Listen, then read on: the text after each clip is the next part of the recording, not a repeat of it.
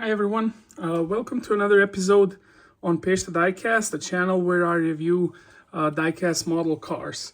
Although today's model is not a diecast per se, it still earns a lot of attention from diecast collectors worldwide. Today we're gonna review Ford GT from 2017. Honestly, I fell in love with this car when I saw it on season 2, I think episode 2 of Grand Tour, when Jeremy Clarkson drove it to Niagara Falls and raced with Hammond and James May that traveled in an airplane. The challenge was, is a car faster than an airplane? And Jeremy, of course, won. This is the model, I can say a replica from that episode. It's in the same ruby red color with these stripes. Although in Grand Tour, I think the stripes were completely white. These have a gray hue, or they're a little bit gray. They're not totally white, definitely. But nevertheless, this episode inspired me to get one of these. And I'm gonna share my opinion with you today about this model. This is an AUTOart composite model, so it's not made of metal. It's made of composite plastic, but nevertheless, the details on this are just as good as on diecast models. The only thing it lacks is the weight of the model. But in some terms, I think probably in the future, diecast metal models will stop being produced because there are some paint issues that happen with fully diecast models like zinc pest and some other issues that don't affect composite models. So to start off, of course, from the beginning, from the front, this model is really nicely replicated. I think AUTOart did a really good job on this one. It's combined, as most supercars today, from I'm gonna say normal parts and carbon parts, and we can see that parts of this front bumper, the front lip, side skirts, parts of these rear view mirrors, and a rear diffuser are made out of carbon fiber, and they're replicated really good. This model features an opening or popping up rear spoiler.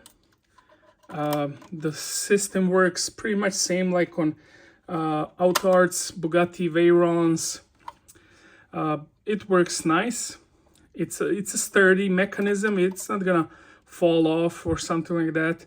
What I'm not happy about on this model are the doors. Although this is a plastic models, the doors are not made of metal. They're not heavy.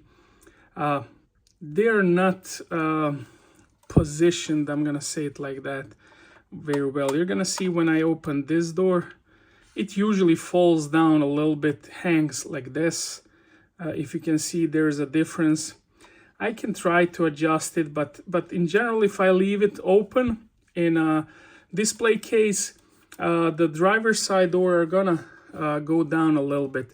Nevertheless, this is the only thing that I'm not happy about on this model. The headlights are really replicated, I'm gonna say perfectly.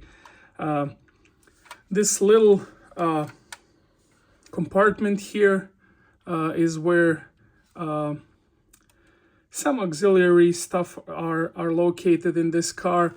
The car features a very small rear compartment, or we can call it the trunk, that is located right here. Another thing that I'm not happy about is, as you can see, these doors won't hold. and they're the lightest part of all opening doors pretty much, but they're still not gonna hold. Okay, now they're working against me. They're standing. I'm gonna use the opportunity to show you the engine compartment. Nothing special in here. The engine that is mounted in Ford GT is an engine that is very similar or pretty much the same like the engine in Ford F-150. Jeremy mentioned that a certain percentage, I'm not gonna say the exact number, but it's like above 50% of the parts that are used on this engine are same like on Ford F-150. But nevertheless, this is a really nice model. I love the color. I love the story behind it. I'm gonna try to show you the interior. Interior is really nice. Nothing special to see in there in terms of design or colors, or it's all black. What is nice on this model, I'm gonna try to show on front wheels. You don't see a lot of die-cast models that have tires replicated in this manner. This one you can see that these are Michelin tires. They're Pilot Sport. Usually you don't see this engraved or etched on die-cast models, but on this car, definitely it's done really nice. We have ventilated discs here, of course, and on the rear, but in general, this is a really nice model. I'm saying, I mentioned it earlier, I love the story behind this model. I'm a really big fan of Grand Tour and Top Gear and pretty much everything that Jeremy Clarkson and the guys touch. But this car really inspired me to get a model that is shown in one of those series. Other than that, this is a really, I'm gonna say, built with decent quality. What I like on these models, especially on composite models that you don't have on metal models, are the gaps between the doors or hoods. As you can see, this looks right like on the real car. Metal made or die-cast made models feature much wider gaps. It's not easy to cast the metal, but on these composite models, this is done really nice. Doors fit perfectly. One other thing that I really like on this car are these rear view mirrors. Nowadays, on super sport cars, they're experimenting, I'm gonna say it like that, with all kinds of cameras or some small, tiny rear view mirrors. These are full-size rear view mirrors that probably do the job. The rear part is done nicely. What I was interested in when I purchased the car, I only saw it on pictures. I didn't see any reviews. I mean, when I purchased the models, I was wondering if this tunnel, this air tunnel here, that is on, I mean, it exists on the real car, is it gonna be replicated, or are they gonna, you know, somehow block it? But as you can see, this is replicated perfectly. The exhaust, the tail lights, the diffuser, everything is done really nice. If I would have to grade this model, I would probably give it 9.9 out of 10, and that 0.1 goes on the door or these rear door mechanisms.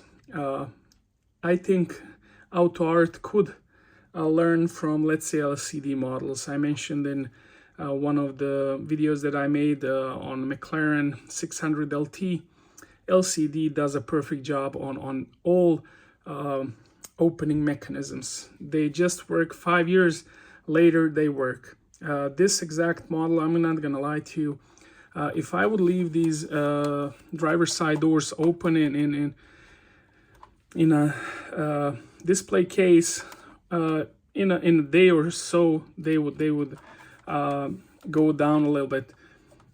I did a test with this McLaren 600 LT made by LCD Models, and it passed it. I'm gonna try to do the same thing with this AUTOart and see if the doors are gonna fall down if I shake it a little bit. Okay, they're not, which is rather good.